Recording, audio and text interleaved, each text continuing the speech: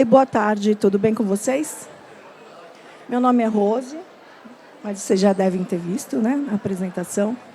Eu trabalho no Expertise Group, é uma agência de eventos, incentivo. Quem de vocês aqui conhece a XSW? Já ouviu falar? Mais ninguém? Então, também ninguém viajou. Acho que só tem aqui a Natália, que eu sei que já foi. Espera um pouquinho. Vocês têm fone? Ah, tá bom. Não, mas ela tem fone. Tá? Bom, boa tarde. Então, minha palestra é sobre o SXSW, que é um evento que acontece todos os anos em Austin, nos Estados Unidos. E esse evento, ele reúne... Eu vou passar para vocês. Ele tem 35 trilhas temáticas, tem 2.600 palestras com essas trilhas temáticas. Estima-se que mais de 70 mil pessoas tenham assistido agora em 2023. E são 70 mil pessoas de 125 países. O Brasil foi a maior delegação de visitantes, de participantes, depois dos Estados Unidos, óbvio que eles estão na terra deles, sendo que no ano passado ainda o Reino Unido ganhou do Brasil, o Brasil foi a terceira. E esse ano, o grande público, depois dos americanos, foram os brasileiros. Então, onde a gente andava, passava, só se ouvia o português. É um evento que movimenta 400 milhões de dólares de receita para a cidade de Austin.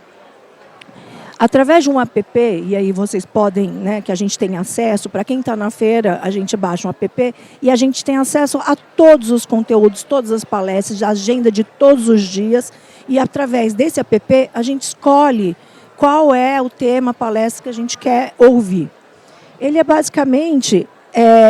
tem uma questão que, às vezes, tem 50 palestras acontecendo ao mesmo tempo. Tem um centro de convenções em Austin e vários hotéis na região. Então, isso se espalha por todo o centro da cidade. Então, a gente tem que sair de uma e ir correndo para outra. De repente, tem fila. Você não consegue entrar no tema que escolheu. E eles têm um termo que eles usam para isso que se chama FOMO. É o Fear of Missing Out. É o medo de perder perder algum conteúdo. Para vocês entenderem um pouco do que se fala no SXSW, a gente tem temas diversos. Cannabis, diversidade e inclusão, mudança climática, inteligência artificial, metaverso, mobilidade urbana, criatividade, filme, música, energia, educação, web 3.0, blockchain, alimento, cultura, saúde, etc. As outras edições, para vocês entenderem a importância desse evento que acontece todos os anos, como eu disse, em Austin, em março, e a gente está na nossa 37ª edição, ele já recebeu Barack Obama, já recebeu Mark Zuckerberg, já recebeu a Oprah, Elon Musk, e foi também o palco de lançamento do Twitter, da Uber, do Airbnb. Então, é um evento que se fala sobre todos esses assuntos, mas que ele tem uma característica, filme, música também. Aliás, foi um evento que começou lá atrás com música. Eram 15 palcos, apresentações. Só em 93, a partir de 93, ele adquiriu um formato diferente. O primeiro tema que eu quero passar para vocês é como a inteligência artificial e o metaverso vão mudar a sociedade. Como é que eu fiz para trazer um pouquinho de cada... Selecionei os palestrantes que dão mais quórum. Então, são pessoas que lotam os auditórios e que todo mundo procura pelas palestras deles. Então, a gente fala sobre inteligência artificial, que é um assunto que foi mais discutido esse ano. O ano passado, sobre tecnologia, o assunto mais divulgado foi metaverso. Se falou muito sobre metaverso e esse ano se falou muito sobre o ChatGPT. Então, quando a gente fala de inteligência artificial, eu trouxe aqui para vocês, eu não sei o quanto vocês estão inseridos no mundo tecnológico, não é a minha geração, não nasci conectada, mas eu busco conhecer e estar atualizada, mas não é um assunto que eu domino. Então, a participar no SXSW, voltar, buscar os conteúdos, comprar livros, entrar nos sites, baixar reportes de tendências futuristas, já me loguei no OpenAI, que é o ChatGPT, que está aberto publicamente, qualquer um pode ir lá, digita o texto que você quer produzir, tem imagens, tem tudo. Então, a gente está falando que essa inteligência artificial generativa, ela é uma técnica de algoritmo de aprendizados. Então, todos os conteúdos que são colocados nesse grande arquivo. Uma coisa que é muito bacana, que esse palestrante faz uma comparação, eu acho que é melhor ficar desse lado do palco, é que assim que apareceu a inteligência artificial, ele já tem 100 milhões de usuários em 2 meses, seja no público, onde a gente tem acesso, não paga nada, seja no privado, e algumas empresas participam. Até sugeriria que assistissem o Ney da Estratégios, que tem largo conhecimento sobre essas tecnologias. E acho que ele vai falar 15h40 num painel, é isso? Tá bom. Então, ele domina realmente esse assunto. Em 2 meses, a inteligência artificial atingiu 100 milhões de usuários, enquanto o Google, ele faz um paralelo, o Google Tradutor levou 78 meses para atingir o mesmo número. A adoção da tecnologia está hiperacelerada, né? E o que ele diz? Né? O que na época da Revolução Industrial, a gente mecanizou as habilidades. E agora o que a gente está fazendo é digitalizar as habilidades. E uma das coisas que ele acredita ser uma tendência, quer dizer, o que um palestrante fala nem sempre é o que o outro acredita. Então, a gente tem a oportunidade de conhecer diversos pontos de vista e, às vezes, eles são conflitantes. Enquanto um acredita numa tendência futurista otimista, o outro está vendo um lado pessimista daquela mesma tendência. Nesse caso aqui, o palestrante acredita que nós não precisamos ser especialistas em nenhum assunto, porque nós nunca vamos ter o conhecimento tão específico e tão especializado que uma inteligência artificial vai poder ter.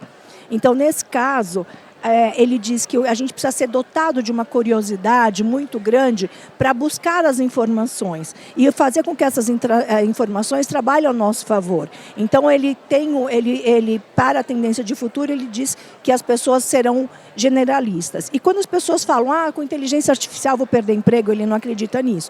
A gente vai ter uma outra forma de trabalhar, onde as informações vão ser aceleradas, as tomadas de decisões, a produtividade vai aumentar e outros benefícios também.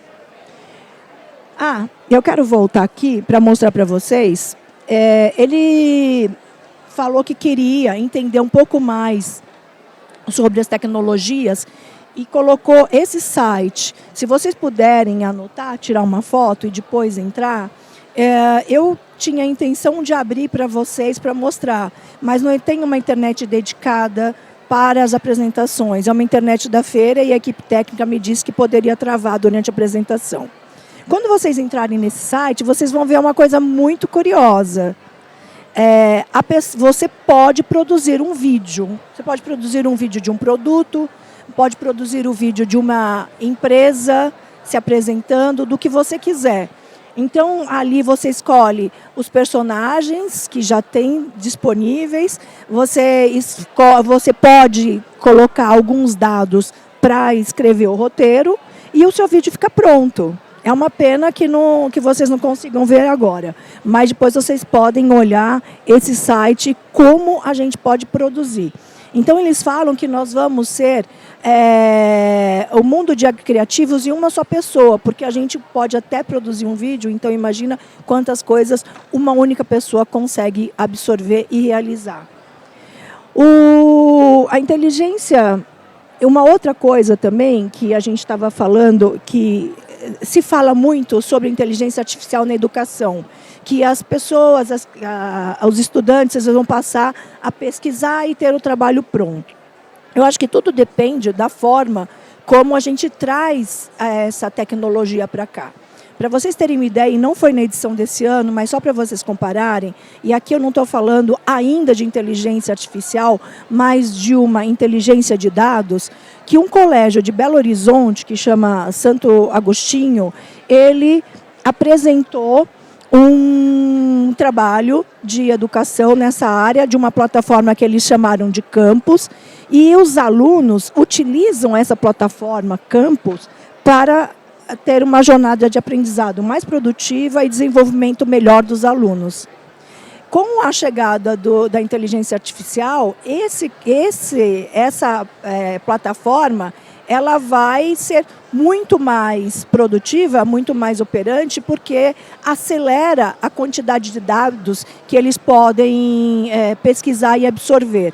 Esse trabalho de um colégio de Belo Horizonte, ele foi finalista na categoria, em uma determinada categoria de inovação, porque existe no final, durante a feira, também alguns pitches.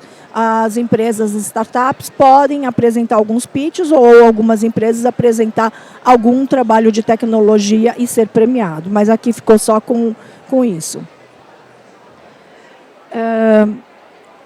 Falando do metaverso ainda com esse palestrante, é um termo que descreve, vocês sabem o que é o metaverso, um ambiente virtual que engloba o mundo físico e o mundo digital. Então, esse é o phygital, né, que tanto se fala, mas eles nem têm utilizado tanto esse termo. O que é e o metaverso ele é produzido a partir de diversas tecnologias: realidade virtual, realidade aumentada, blockchain, inteligência artificial. Então, uma observação minha é que hoje o metaverso não é acessível, como a gente tem aquele site que a gente vai lá, entra e produz um vídeo onde tem tudo pronto para a gente. Ainda as empresas que detêm conhecimento tecnológico, elas estão vendendo o metaverso. Então, estão vendendo metaverso para áreas de treinamento, para áreas de educação, para reuniões. Então, a gente pode estar em qualquer lugar, em qualquer momento. Mas ele vai chegar a um ponto, como disse o palestrante, que ele vai estar aberto, vai ser muito mais acessível a todo mundo, o que não acontece hoje, apesar de se falar muito dele. Então, o que se falou, né, que a garantia do metaverso que está sendo construído seja aberto e acessível. E alguns palestrantes tiveram uma visão pessimista sobre essa possibilidade. Alguns acreditam que vai acontecer isso e outros acreditam que não. Aqui tem dois sites que vocês poderiam anotar para também pesquisar e ter mais conteúdo a respeito de blockchain e a respeito do metaverso, inteligência artificial. Vocês sabem quem que é o criador do metaverso? Porque a gente fala de Mark Zuckerberg, né, de Facebook, a gente fala de Elon Musk, a gente já falou de Bill Gates, já falou de vários. Mas é esse Neil Stephenson que é considerado o criador do metaverso, e ele esteve no SXSW em 2022 apresentando o metaverso. Apesar da gente estar falando disso há um pouco mais de tempo, é quando realmente começaram a discutir, foi em 2022. Um outro palestrante, que na verdade aqui foi uma conversa entre duas pessoas, e nessa conversa eles iam passando bastante conteúdo, é falar sobre inteligência artificial responsável e os direitos humanos no metaverso. Porque a gente pode usar a nossa imagem, pode usar o avatar, como isso fica aberto, como que isso acontece. O que ele fala, né, uma frase do Jerome tenho certeza de que existem muitas definições diferentes, mas a mais simples para falar sobre esse assunto é pensar no metaverso como uma internet mais imersiva. Alguns falam que é uma nova internet e outros falam que é uma evolução da internet. Uma nova internet como se tudo que aconteceu antes fosse diferente, e outros defendem que é uma evolução da internet. E eu acredito que seja uma evolução, porque muita coisa do que a gente tem, não é porque a gente vai ter o metaverso, que as outras coisas vão deixar de existir. Então, por exemplo, quando a gente fala de Meta e de Facebook, um dos grandes problemas que a gente teve foi a moderação de conteúdo. Então, principalmente em discussões políticas ou em haters, etc., isso é um problema que vai ser exponencial no metaverso, se esse metaverso for aberto, for acessível para todo mundo. Uma das coisas que ele contou, porque ele trabalhou na Meta, trabalhou em projetos de metaverso do Mark Zuckerberg, ele diz o seguinte, que a Meta está fortemente investido nisso. Ele cita um livro, que eu já falo sobre esse livro, e ele passa para a gente aqui como que ficou, como que a Meta, em uma rede social do Facebook, teve que chegar para fazer moderação de conteúdo, que isso é uma das coisas que a gente tem que pensar para o metaverso. Antes disso, ele cita um livro do Taleb, que ele explica, né, como que essas tecnologias se desenvolvem, né, que uma tecnologia é sempre uma tecnologia que remove os limites da tecnologia anterior. Então, portanto, se você pensar em como era a comunicação lá no passado com código Morse, depois o telefone fixo e depois o celular, que a gente pode falar de onde a gente quiser, falando da mobilidade da comunicação. Portanto, tudo que a gente tem que pensar da mesma forma, como que o metaverso vai além dos limites da internet que a gente tem hoje. Quando ele fala sobre as questões éticas, né, e que isso vai ser exponencial com o metaverso, ele também conta um pouco como é que o Facebook fez para fazer a moderação de conteúdo. Ele imagina que o Facebook tinha 30 mil pessoas para fazer moderação de conteúdo. Isso não dava conta, né, pelo volume de pessoas que estão presentes nas redes sociais. E a partir de 30 mil pessoas, ele não conseguia moderar nem 5% de todo o conteúdo que rodava. E em um determinado momento, eles começaram a usar, né, inteligência artificial. Só que não era suficiente também, porque a inteligência artificial não conseguia identificar todos os discursos de ódio.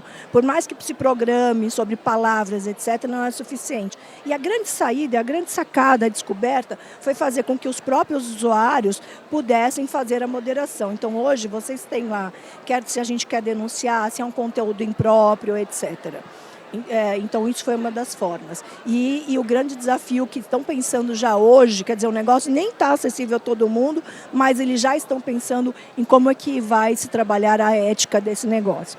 E uma coisa muito bacana, que é o seguinte, uma pessoa, vamos pensar nesse metaverso mais acessível, que a gente pode criar o nosso próprio mundo. A gente pode se colocar nesse mundo, a gente pode escolher nosso gênero, nossa raça, a gente pode escolher como a gente vai ser. Então, tudo isso é muito louco. Então, a grande questão ética aqui é, se eu tenho acesso, se eu crio o meu metaverso, então eu posso tudo, né? E ele diz que não, que é errado, porque, inclusive, esses têm que ser monitorados, porque ele pode levar discursos que não são saudáveis para toda a população. Então, ele fala que, por exemplo, ele dá um exemplo. Se o Facebook usa nomes reais, dificilmente um ou outro tenta não se apresentar com o seu nome real, imagina no metaverso, onde a gente pode ser qualquer pessoa. Aqui é o seguinte... Ele afirma que em 99% dos casos é isso que vai acontecer. As pessoas vão inventar um universo diferente daquele que ele vive. Tá?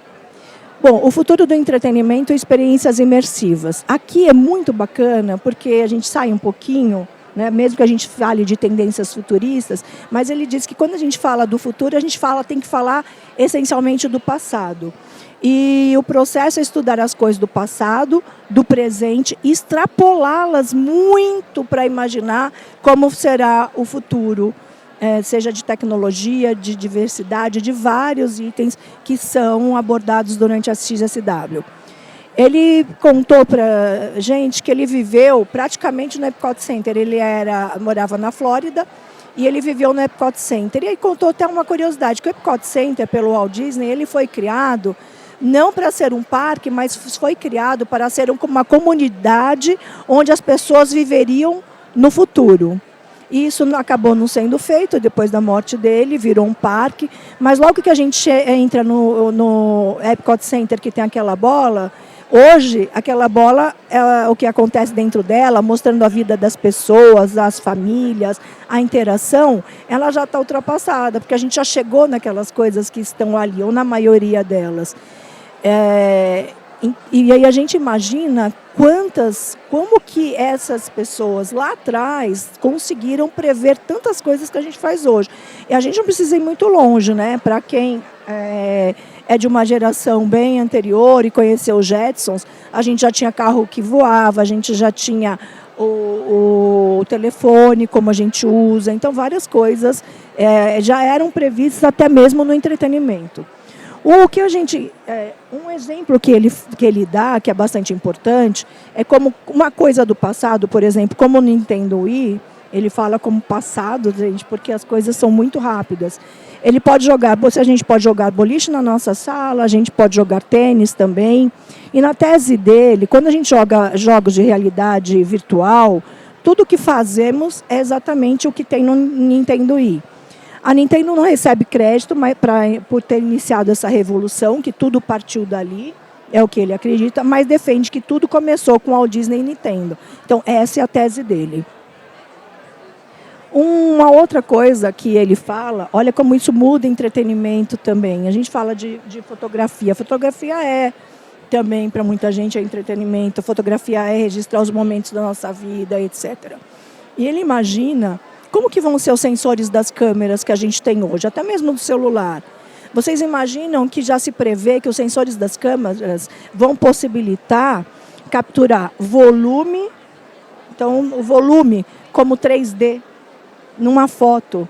Então isso é muito maluco pensar, eu não consigo nem imaginar como que seria isso, né? De captar um volume e altíssima fidelidade, uma fidelidade de imagem que a gente ainda não tem hoje.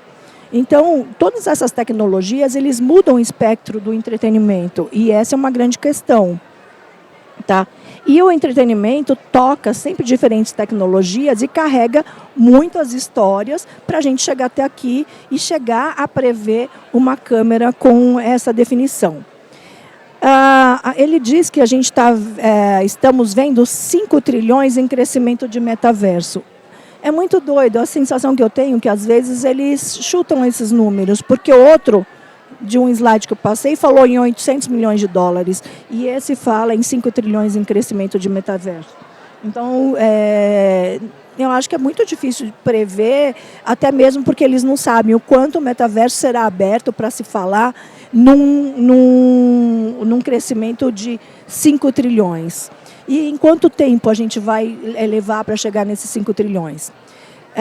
Se a gente tirar um pouco as lentes do metaverso e apenas chamá-los de uma continuação da internet, a internet e todas essas multitrilhões de dólares por ano.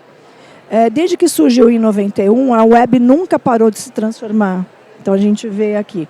A diferença básica entre a web 2.0 e 3.0 é a evolução natural da web. Enquanto a 2.0 a gente tinha produção de conteúdo online, troca de mensagens, redes sociais, a 3.0 vem para viabilizar o metaverso e todas as tecnologias envolvidas para que o metaverso exista.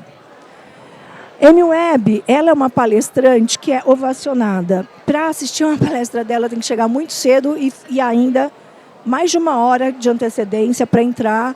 Ela tem um dos maiores auditórios, porque às vezes tem salas, palestras pequenas, como aqui, e tem auditórios enormes. Ela lota auditório e com filas imensas, e a gente ficou numa fila para conseguir entrar.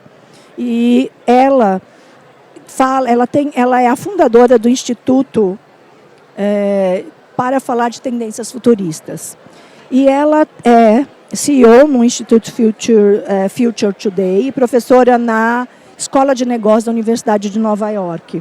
E é uma futurista quantitativa. Ela trabalha com líderes em empresas de segmentos diferentes ao redor do mundo, colabora com escritores, diretores e produtores de filmes que se passam no futuro. Então, ela é uma consultora também para o entretenimento.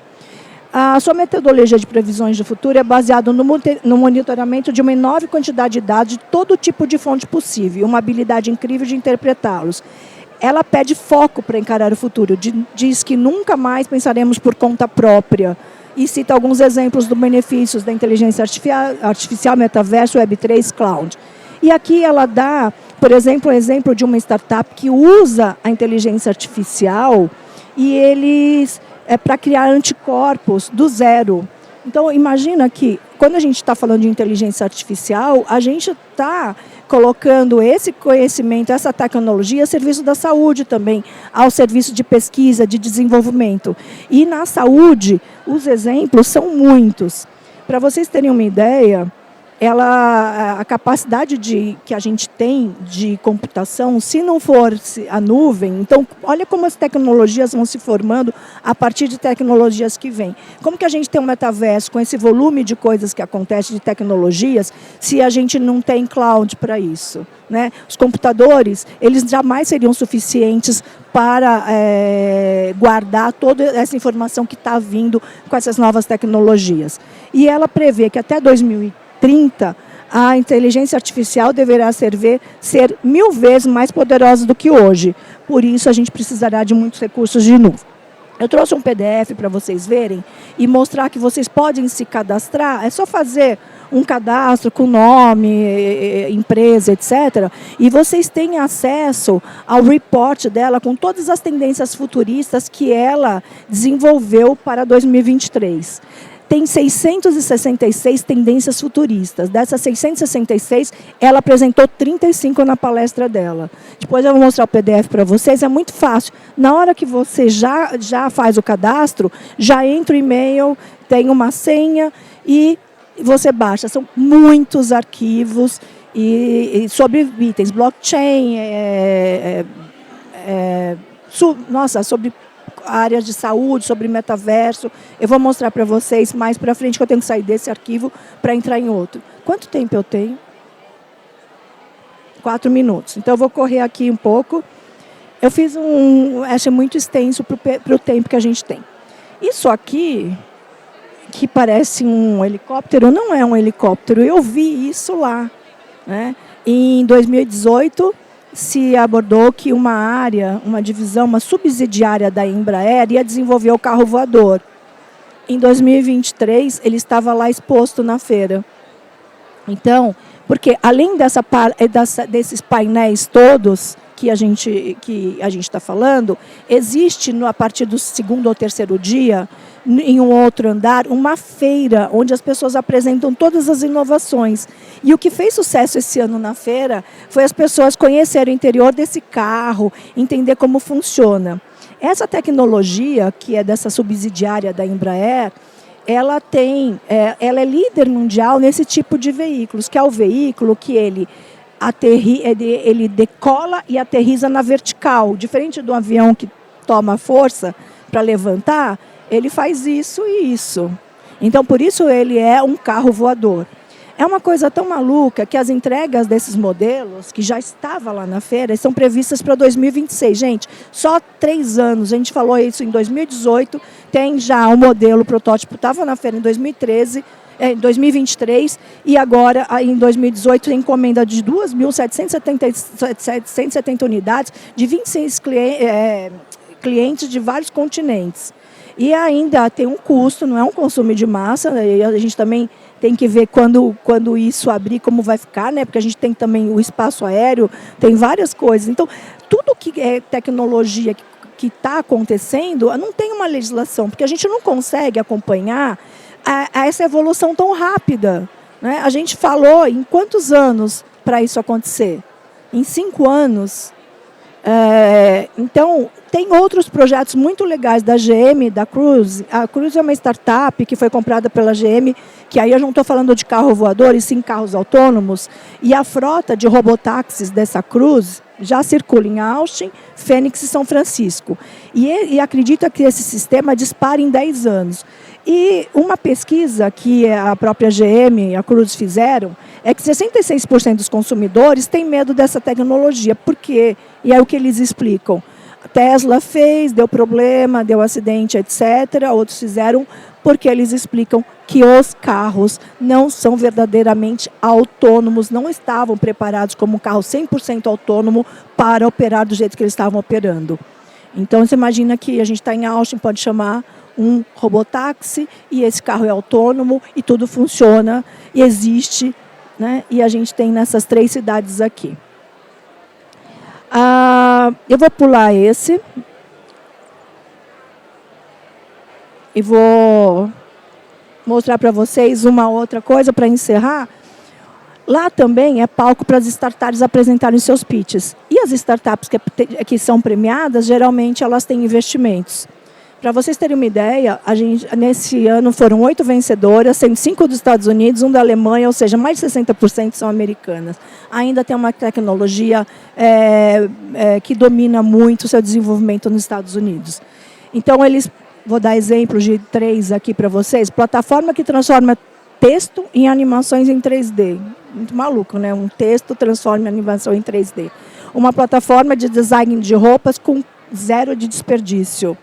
Uma redução de toneladas de resíduos de madeira, construção e demolição, com a ajuda de robôs que fazem a reutilização e produzem outros produtos premium, né, produtos com madeira e que são premium. Então, isso obrigada. A gente pode colocar aquele PDF para eu mostrar rapidinho para vocês e vocês poderem acessar. Gente, o conteúdo é muito maior, tem tudo o que eu pulei, tem coisas que eu nem trouxe para vocês. Aqui, esse PDF, quando você recebe, baixa, é isso.